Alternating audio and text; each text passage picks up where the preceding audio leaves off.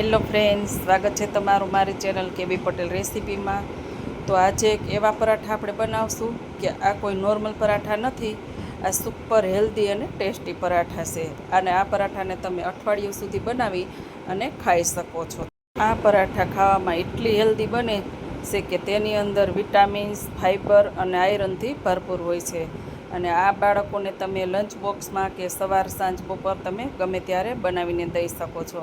આ પરાઠા બનાવવા ખૂબ ઇઝી છે અને ખૂબ સરળ રીતથી બનીને તૈયાર થઈ જશે। તો આપણે પરાઠા બનાવવાનું ચાલુ કરીએ। તો અહીંયા અત્યારે મેં એક બાઉલ લઈ લીધું છે, તેની અંદર 1 વાટકી જેટલો બાજરાનો લોટ લઈ લઉં છું। હવે આ પરાઠા આપણે બાજરાના લોટમાંથી જ બનાવવાના છે, એટલે 1 વાટકી બાજરાનો લોટ લીધો છે ને તેની સામે 1 વાટકી નાની એવી ચણાનો લોટ લીધો છે। હવે ચણાનો લોટ આપણે જો વાટકીમાં ગણીએ ને તો 4 ચમચી જેટલો ચણાનો લોટ છે, એ આપણે બાઇટિંગ માટે લીધો છે। અને સફેદ તલ લીધા છે, એ 2 થી 3 ચમચી જેટલા સફેદ તલ લીધા છે। હવે તલ આપણે તો રેગ્યુલર ઓમ ન ખાતા હોય, પણ જો આમાં નાખીને ખાઈ તો સાથે આપણો નાસ્તો પણ હેલ્ધી બને અને ખાવામાં ખૂબ જ ટેસ્ટી બને। અને સાથે 1 ચપટી જેટલા આવી રીતે ક્રશ કરી અને અજમો લીધો છે। હવે સાથે સ્વાદ મુજબ આપણે મીઠું ઉમેરશું અને 1 ચપટી જેટલી આપણે હિંગ ઉમેરશું અને થોડો એવો ધાણા જીરું ઉમેરશું, થોડો કલર આવે અને થોડુંક તીખાશ જેટલું બને એટલા માટે આપણે અડધી ચમચી જેટલું લાલ મરચું ઉમેર્યું છે। અને અત્યારે 2 ચમચી જેટલી સૂકેલી કસૂરી મેથી ઉમેરીશ। અને લાલ મરચું આપણે અડધી ચમચી જ ઉમેર્યું છે અને હજી તીખાશ માટે આપણે એક સરસ મજાની પેસ્ટ ઉમેરવાની છે।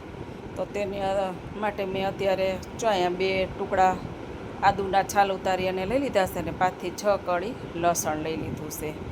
આ પેસ્ટ આપણે પરાઠાની અંદર જ ઉમેરવાની છે। અને એક અત્યારે અડધું પાઉં જેટલું મરચું લીધું છે, એ મરચું બહુ તીખું નથી, મીડિયમ તીખું છે। અને જો તમારે વધારે તીખું જોતું હોય તો વધારે ટેસ્ટ અને ચટપટા જોતા હોય તો તમે વધારે તીખું મરચું પણ ઉમેરી શકો।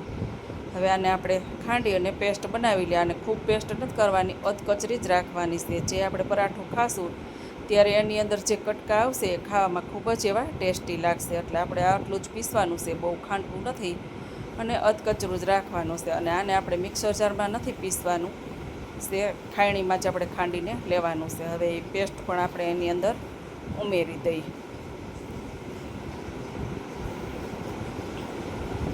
બધી પેસ્ટ ઉમેરાઈ ગઈ છે, તો સાથે આપણે 1 મુઠ્ઠી ભરી અને લીલા ધાણા લેશું।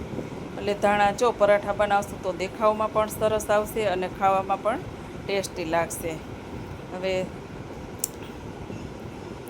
તેની અંદર આપણે તો મસાલા કરી લઈ। મસાલા આપણે પહેલેથી કરી લીધા હતા। હવે એની અંદર આપણે તેલ ઉમેરી દઈએ। તેલ તો જુઓ તો 2 ચમચી જેટલું જ તેલ ઉમેર્યું છે, આમાં કાંઈ વધારે મોણની જરૂર નથી। બાજરાનો લોટ હોય એટલે મોણની બહુ જરૂર ન હોય। જો તમારે વધારે ખસ્તા અને ક્રિસ્પી બનાવવા હોય તો તમે આ જગ્યાએ તેલની જગ્યાએ ઘીનું પણ મોણ દઈ શકો છો। અત્યારે મેં તેલનું દીધું છે। અને જે આપણે લીલા ધાણા અને આદુ મરચાંની બધું ઉમેર્યું છે, એમાં થોડોક પાણીનો ભાગ હોય, એટલે આપણે મસળી અને પાણીનો ભાગ આપણે લોટની અંદર લઈ લઈએ, જેથી કરીને પાણી ઉમેરવામાં આપણને ખબર પડે।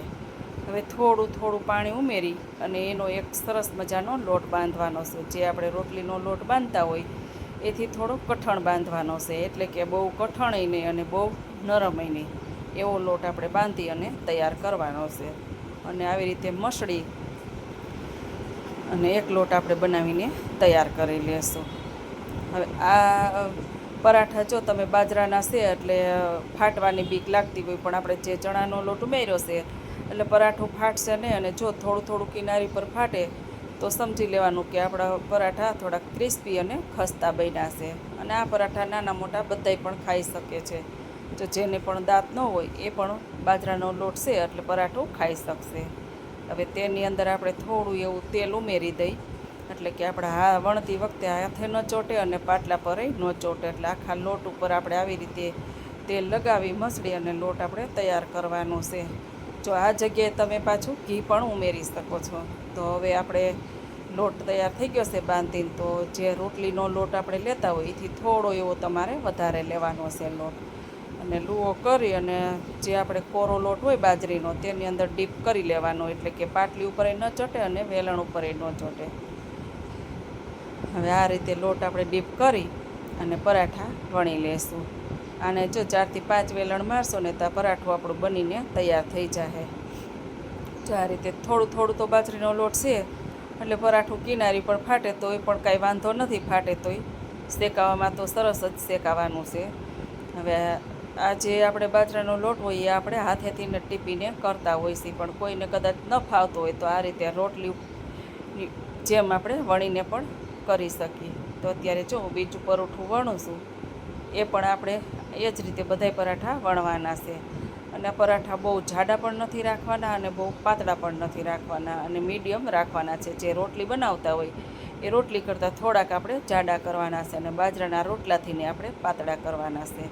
જો થોડી થોડી કિનારી ફાટી છે, કેમ કે બાજરીનો લોટ હોય એટલે એટલું તો આપણે ફાટવાનું રહે જ. અને જો તમારે આવી રીતે ન જોતા હોય ને એકદમ ગોળ શેપ જોતો હોય તો પણ તમે કોઈ પણ વાટકીનું કે કોઈ પણ થાળીનું ઉપર રાખી અને કટ કરી લ્યો એટલે એકદમ સરસ ગોળ જ બને. તો હવે અત્યારે નોનસ્ટિકનું તવો લીધો છે અને તેની ઉપર હું શેકીશ, એટલે એમ કે એકદમ ખસ્તા પણ બને અને બળે પણ નહીં. તો આ રીતે આપણે અલટ પલટ બે બાજુથી કરી અને અધકચરા આપણે શેકી લેશું. બંને બાજુની સાઈડથી થોડા થોડા શેકાઈ જાય પછી જ આપણે ઘી ઉમેરવાનું છે. જો આ જગ્યાએ તમે તેલમાં શેકવા હોય તો તેલમાં પણ શેકી શકો, અને ઘીમાં શેકવા હોય તો ઘીમાં પણ શેકી શકો. જો ઘીથી શેકશું તો પરાઠા ખાવામાં ખૂબ જ સરસ ક્રિસ્પી બનશે અને પોચા પણ બનશે. અને જો તમારે લાંબો સમય રાખવા હોય, 2 દિવસ 4 દિવસ કે અઠવાડિયું રાખવા હોય તો પણ આ પરાઠા બગડશે નહીં. અને જો બાળકને લંચ બોક્સમાં દેવા હોય અને સવારે ટાઈમ ન હોય તો તમે સાંજે બનાવી અને રાખી દો તો પણ બાળકોને ખૂબ જ ભાવશે. કે જે આપણે મસાલા ભાખરી બનાવતા હોય એ ટાઈપના પરાઠા બનીને તૈયાર થઈ જશે. એટલે આ લાંબો સમય ખરાબય નથી થતા અને બાળકોને ખાવામાં ખૂબ ટેસ્ટી લાગશે. બાળકો જો બાજરાના લોટ તો હોય કે બાજરાનો રોટલો હોય, એ રોટલો તો કોઈ પણ નાના બાળકો નથી ખાતા. એટલે જો આ રીતે આપણે પરાઠા બનાવીને દઈ તો બાળકોને ખૂબ જ ભાવે છે. અને આ પરાઠા બનાવવા પણ ઈઝી છે અને ઓછા સમયમાં બનીને તૈયાર થઈ જશે. અને સાથે નાના મોટા પણ બધાય ખાઈ શકે છે. જેના મોઢામાં દાંત ન હોય એ પણ આ પરાઠું ખાઈ શકે છે. આ જરાય પણ ક્રિસ્પી તો બને છે પણ સાથે સાથે એકદમ સોફ્ટ પણ બને છે. એટલે આ રીતે આપણે બંને બાજુની સાઈડ ઘી લગાવી અને એકદમ સરસના સેજ રતાશ પડતું થઈ જાય ત્યાં સુધી આપણે પરાઠું શેકવાનું છે. એટલે આ ખાવામાં ખૂબ જ સરસ લાગશે અને દેખાવમાં પણ એટલું સરસ લાગશે. અને જો વિડીયોમાં તમે નવા હોય તો લાઇક શેર સબસ્ક્રાઈબ કરી દેજો, અને પાસે આપેલું બેલ આઇકન જરૂરથી પ્રેસ કરજો, જેથી કરીને અવનવી રેસીપીની નોટિફિકેશન તમને પહેલાં મળે. તો આ રીતે આપણે બધા જ પરાઠા બનાવી અને તૈયાર કરી લેશું. 2 પરાઠા બનીને તૈયાર થઈ ગયા છે. જો દેખાવમાં પણ એકદમ સરસ લાગે છે. તમે જોઈને જેમ લાગશે કે નાના પરાઠું ખૂબ જ ટેસ્ટી બન્યું છે અને ખાવામાં પણ સરસ ક્રિસ્પી બન્યું છે અને કલર પણ એકદમ સરસ મજાનો આવી ગયો છે. તો હવે આપણે આ જ રીતે પાછા બીજા 2 પરાઠા મૂક્યા છે શેકવા. જો તમે આવી રીતે નાના નાના પરાઠા બનાવશો તો ખૂબ જ સરસના બનશે અને એક લોટીની અંદર 2 પરાઠા આવી જશે. તો આ રીતે તમે પરાઠા બનાવો તો ખાવામાં ખૂબ બધાયને ભાવે અને બનાવવા પણ ઇઝી લાગે છે. તો આ પરાઠા તમે મસાલા દહીં કે સાદું દહીં નોર્મલ હોય તેની સાથે ખાઓ તો ખૂબ જ ટેસ્ટી લાગે. અને જો કોઈને ચા સાથે ભાવતા હોય તો ચા સાથે પણ ખાઈ શકે છે. ચાલો વિડીયોને અહીંયા એન્ડ કરી. જય શ્રી કૃષ્ણ.